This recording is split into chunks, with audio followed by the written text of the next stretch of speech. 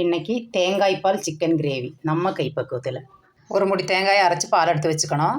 அரைச்ச தேங்காயிலேருந்து பால் எடுத்துக்கலாம்.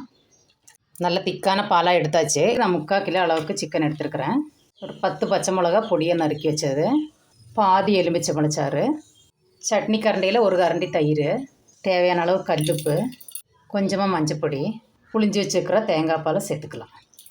எல்லாமே நல்லா பெரட்டி ஒரு 1 மணி நேரம் நல்லா ஊறணும். வடைச்சட்டியில் 1 ஸ்பூன் எண்ணெய் காஞ்சதும் பொடியாக நறுக்கி வச்சுருக்க 1/4 கிலோ சின்ன வெங்காயம் சேர்த்துக்கலாம். ஒரு கொத்து கருவேப்பிலை, வெங்காயம் நல்லா வணங்குறது 1/2 ஸ்பூன் மல்லித்தூள், அரைச்ச இஞ்சி பூண்டு கரம் மசாலா எல்லாம் 1/2 ஸ்பூன் போட்டுக்கோங்க. மசாலாலாம் பச்சை வாசனை போனதும் தேங்காய் பாலில் ஊற வச்சுருக்கிற சிக்கனை சேர்த்துக்கலாம். எல்லாமே நல்லா மிக்ஸ் பண்ணி மூடி போட்டு நல்லா வேகட்டும். 2 ஸ்பூன் மிளகு சேர்த்துக்குங்க. கொஞ்சமாக மல்லி, புதினா. மணக்க ருசிக்க தேங்காய் பால் சிக்கன் கிரேவி ரெடி ஆயிடுச்சு. வீடியோ பிடிச்சி லைக் பண்ணிவிட்டு சப்ஸ்கிரைப் பண்ணிடுங்க. நன்றி.